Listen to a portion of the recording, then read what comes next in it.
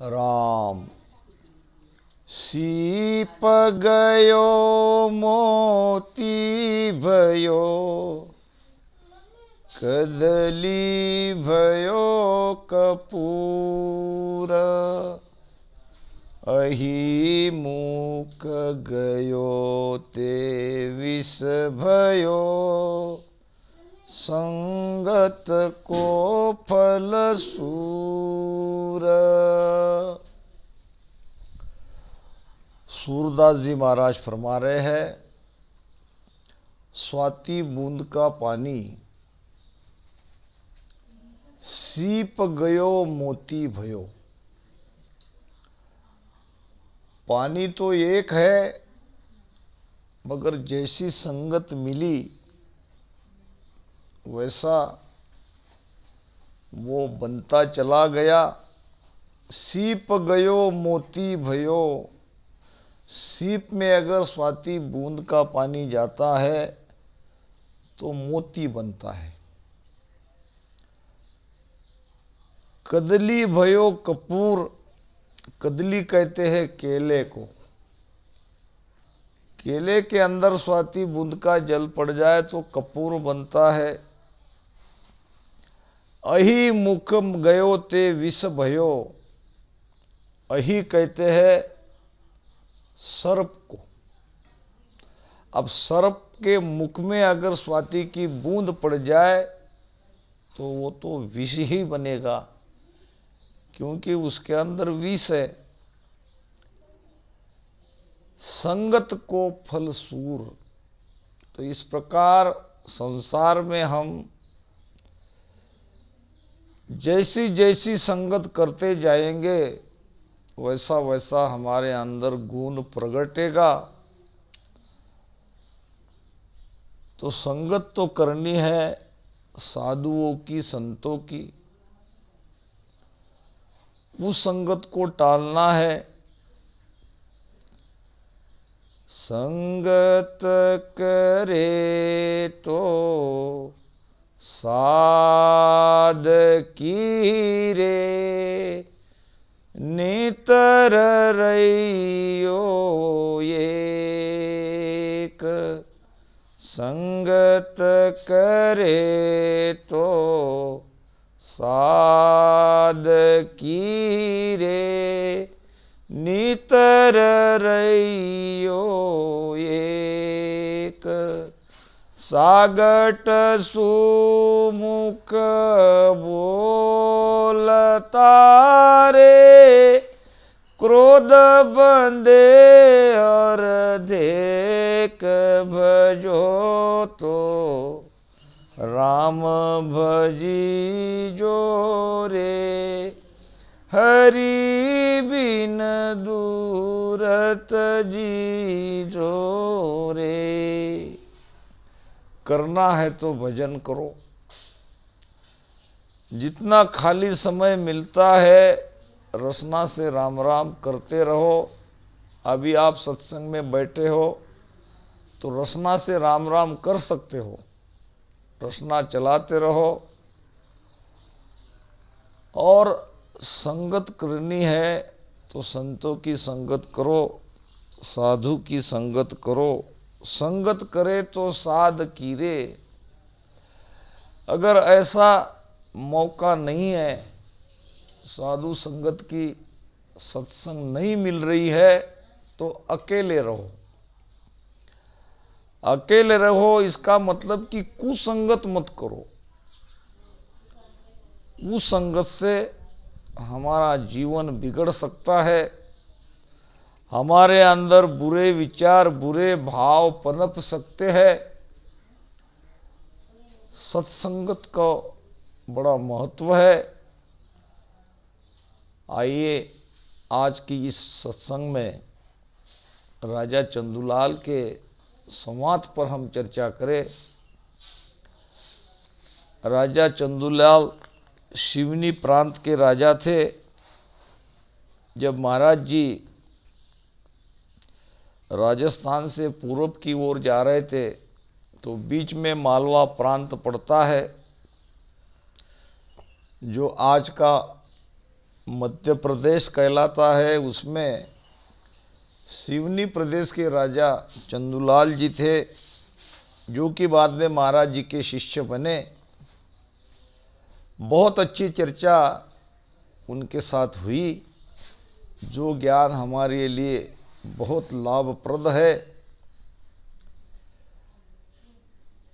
हे राजा ऊंडो ज्ञान समझ उर लीजे, अंध धुंध कोई काम न कीजे, सत सबद की सोजी करिए, उला माय उलझ मत रहिए।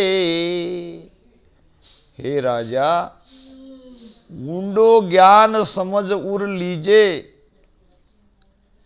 ज्ञान की गहराई को समझो। ज्ञान क्या कह रहा है और समझकर इस ज्ञान को अपने हृदय में उतारो। अंध धुंध कहते हैं, बिना सोचे समझे कोई काम मत करो। अब वो शब्द जो है वो आपके भीतर है, आपके ही वो ब्रह्म बैराट से आता है। उस शब्द की खोज करो। अब उस शब्द की खोज तो तभी होगी जब उस शब्द की प्राप्ति का भेद आपको मिले। शब्द कोई बाहर नहीं है, शब्द हमारे अंदर ही है। पांडे समझ शिवर हल साई, बिना भजन जुग परले जावे, पड़े कूप भोमाई। निराकार निरधार शब्द को खोजो आतन माई। शब्द कैसा है? शब्द निराकार है, वो आकार में नहीं है, वो वर्ण में नहीं है, मुख से उसका उच्चारण नहीं होता है, वो निराधार है, यानी किसी पर वो आधारित नहीं है। वो आत्मा का शब्द है। उस शब्द को घट के भीतर खोजो, समझो, सोचो और भजन करो। और भजन करते करते क्यों भजन करो? तो उस सत शब्द की खोज करो भीतर में। उला माय उलझ मत रहिए। राम से नहीं तो हम बन गए और राम मंत्र भी हमको मिल गया। अब राम मंत्र से उस सत्शब्द को खोजो। इस राम मंत्र में ही मत अटको। ये है उली तरफ का सत्शब्द के अलावा बाकी सारे शब्द उली तरफ के है। तो इसी राम सत्शब्द को धारोधार सांस उसास में प्रेम से सुमिरन करते करते करते एक पल ऐसा आएगा कि सद्गुरु कृपा से आपके अंदर वो सत्शब्द की जागृति होगी। आपको उसका पता चलेगा और उस शब्द को खोजो। बाकी जितने भी उली तरफ के शब्द है उसमें पचो मत। हे राजा आशा चाय, कहो क्या माही, ताका जेते भक्ति संभाई। मैं बूझू तुम कहो बिचारी, कौन धाम पे सूरत तुम्हारी। हे राजा, आशा चाय कहो क्या माई। आप तो भक्ति कर रहे हो, तो भक्ति करने का कारण क्या है? आप क्या चाहते हो? आप किस आशा से भक्ति कर रहे हो? मैं बूझू तुम कहो बिचारी, और कौन धाम पे सूरत तुम्हारी। यानी किस पद की प्राप्ति करना चाहते हो, ये मैं आपको पूछ रहा हूं, आप मुझे इसका जवाब दो। अब राजा महाराज के इस प्रश्न का उत्तर दे रहे हैं। हो स्वामी जी विष्ण धाम पर सूरत हमारी, बहुत सुखा पर आशा धारी। मुगत काज हम भगति करा, गर्भ काज हरि हृदय धरा। राजा चंदूलाल महाराज को अपने भक्ति के बारे में बता रहे हैं। हो स्वामी जी विष्णु धाम पर सूरत हमारी। विष्णु धाम यानी भगवान विष्णु का धाम, जिसको वैकुंठ कहते हैं। अब बाहर का वैकुंठ तो है ही है, भीतर में यहाँ त्रिकुटी के ऊपर है भगवान विष्णु का स्थान, जिसको वैकुंठ कहते हैं।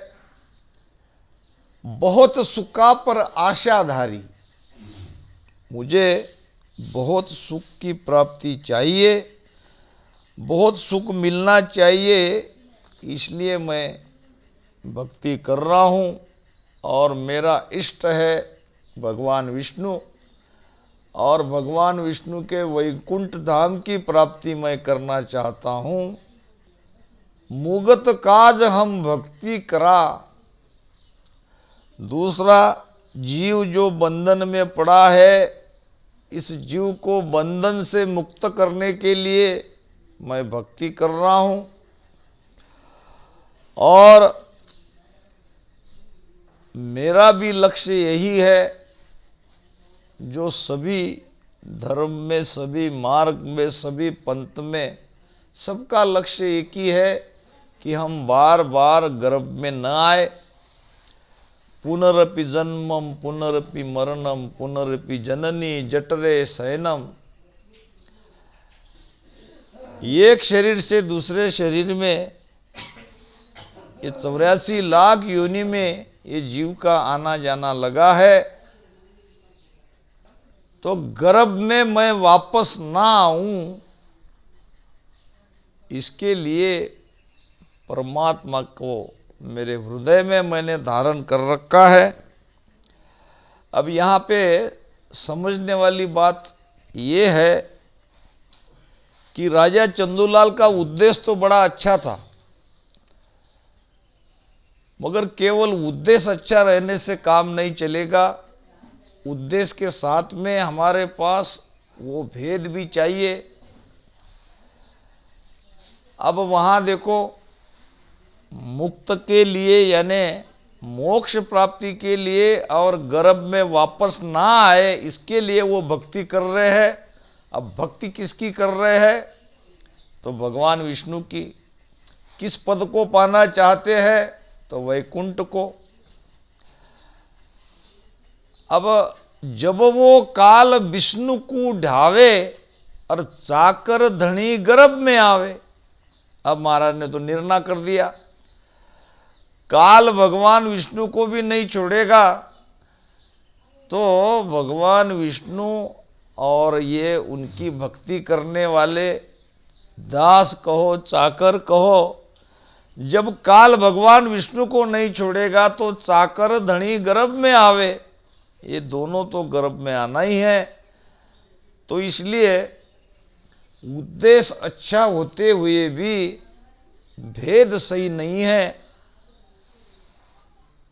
हे राजा सुख की लार दुख सुन होई, गर्भ मुक्त लग मिटे न कोई, विष्णु धाम पर काल ग्रासे, काम क्रोध दोनों रहे बासे।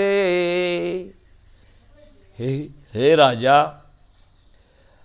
बहुत सुख के लिए तुम भक्ति कर रहे हो, अब बहुत सुख मिलने पर भी क्या होगा, क्योंकि सुख के पीछे तो दुख मिलना ही है। ये सुख दुख तो जीव के पीछे लगा ही है। जीव कर्म के कारण सुख दुख भुगतता है। तो आज तुमने सुख की प्राप्ति के लिए भक्ति कर भी रहे हो, तो इसकी क्या गारंटी है कि आपको दुख नहीं मिलेगा। ये तो दुख मिलना स्वाभाविक है। हे राजा, सुख की लार दुख सुन होई। अब ये सुख दुख कब मिटेगा, कहाँ मिटेगा? महाराज कहते हैं गर्भ मुक्त लग मिटे न कोई। जीव का सुख दुख तब मिटेगा जब वो वापस गर्भ में नहीं आएगा। गर्भ में अगर वो आता जाता है तो सुख दुख उसके पास, उसके पीछे लगना ही है। 84 भुगतने के बाद मनुष्य शरीर में आएगा, और मनुष्य शरीर में आने पर अच्छे बुरे कर्म वो करेगा। कभी पाप करेगा तो कभी पुण्य करेगा। अब ये अच्छे बुरे कर्म करता भाव आने से जो उसके हाथ से हुए वो कर्म उसे और भुगतना पड़ेगा।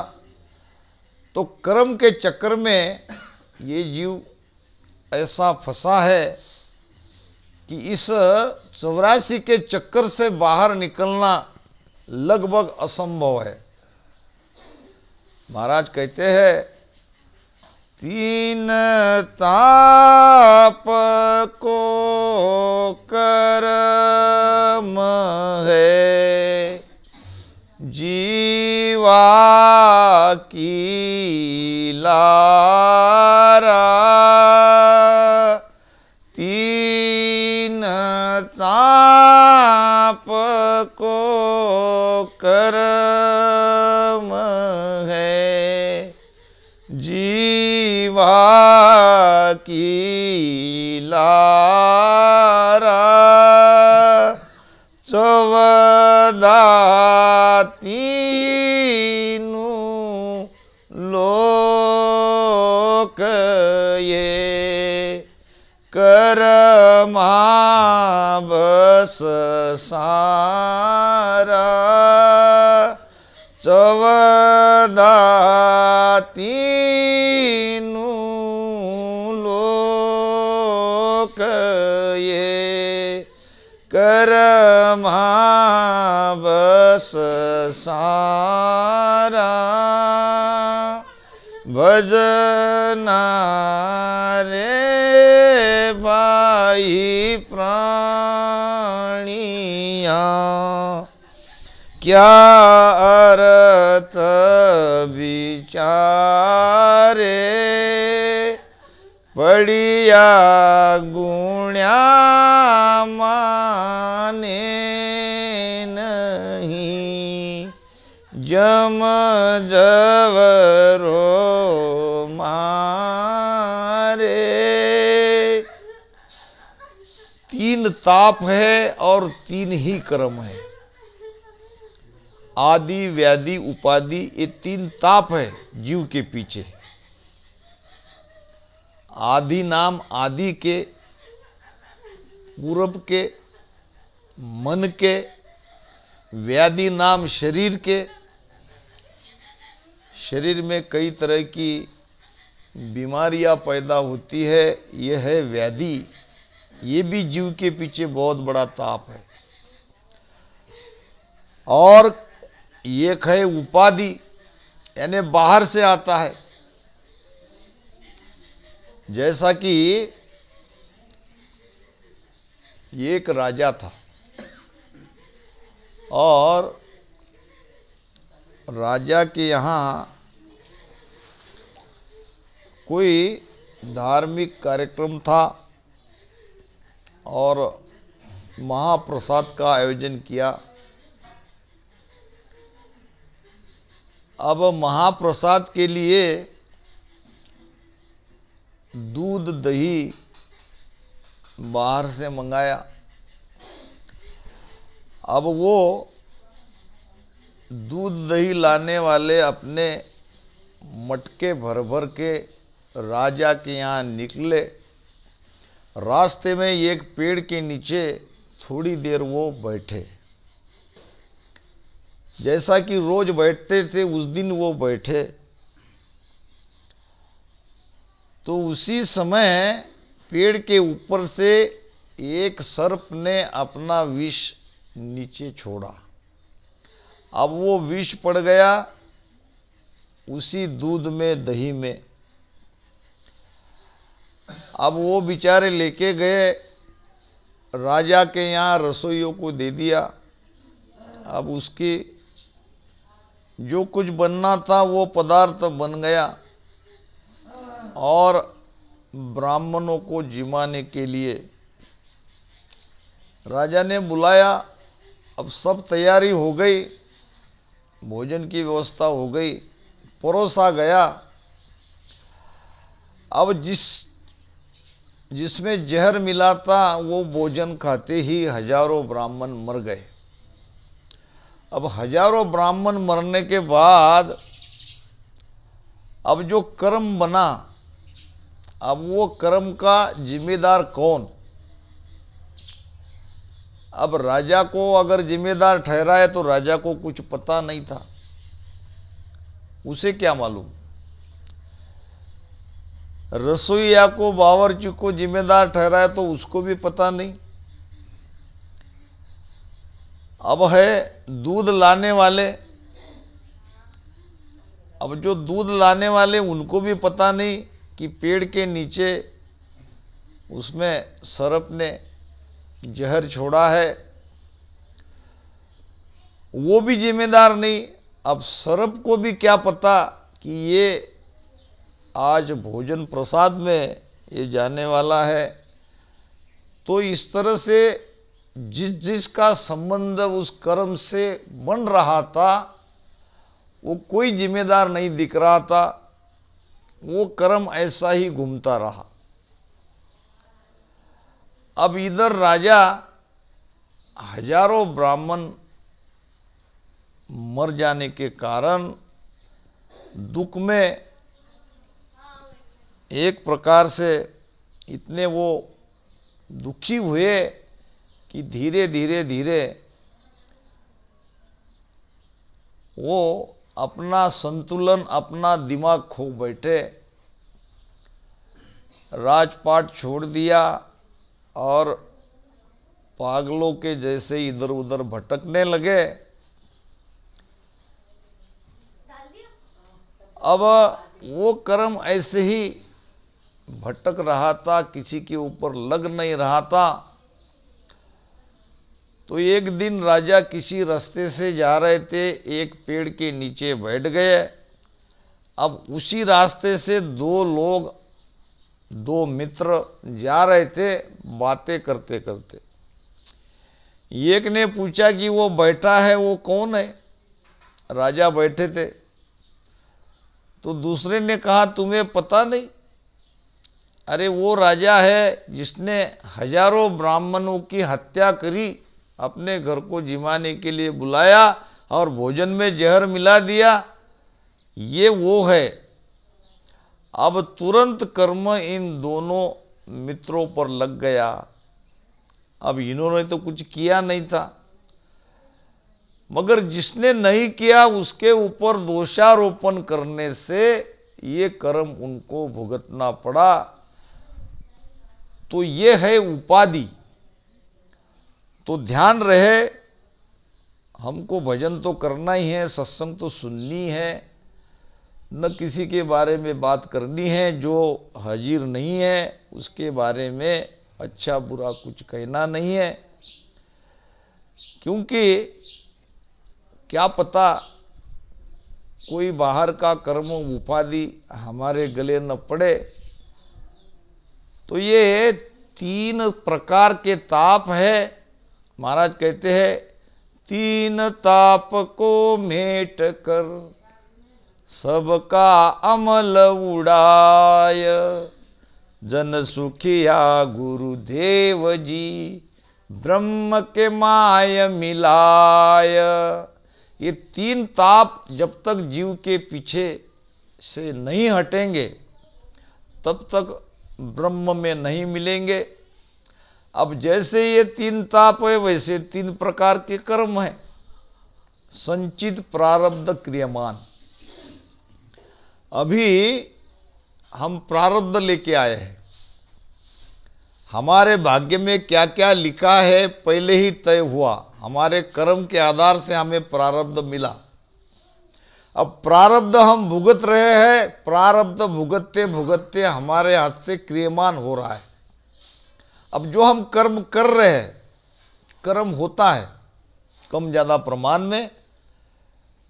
अगर भजन में जो राम राम में हमेशा भजन में लगा है उसके हाथ से कर्म नहीं होता है, या ज्ञान से समझकर कि हम जो कुछ कर रहे हैं इसका कर्म बनेगा और वो कर्म हमको भुगतना पड़ेगा, इस तरह से कोई जीवन में रहता है तो उसको वो क्रियमान कर्म नहीं लगेंगे, क्योंकि जो क्रियमान कर्म है वो वापस हमारे संचित कर्म में मिलेंगे। अब हमारा संचित कर्म ऐसे ही पड़ा है, उसमें से हम केवल प्रारब्ध लेके आए, मान लो 100 साल का प्रारब्ध। अब ये प्रारब्ध भुगतते भुगतते और कर्म कर रहे हैं जिसको कहते हैं क्रियमान कर्म, नया कर्म। और ये नए किए हुए कर्म और जाके प्रारब्ध क्रियम संचित कर्म में मिलेगा। इसलिए दरिया साहब कहते हैं बोझ उतारन आया था ले चलिया सिर भार।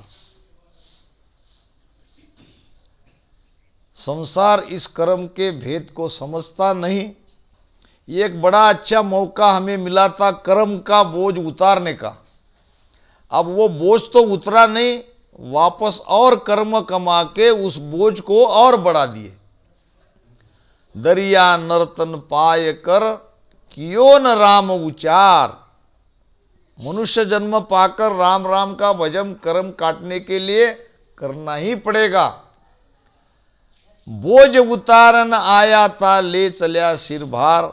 बड़ा अच्छा मौका हमारे हाथ आया है, अब इस मौकों को जाने मत दो। अब सिर का भार हल्का करो। तो भजन करने से संचित कर्म गल जाता है। संचित कर्म के लिए ही हम भजन कर रहे हैं। प्रारब्ध कर्म तो हम भोगते भोगते उसको खत्म करेंगे और क्रियमान कर्म होने नहीं देंगे। इस तरह से जो जीव इस 3 कर्म में और 3 ताप में फंसा है,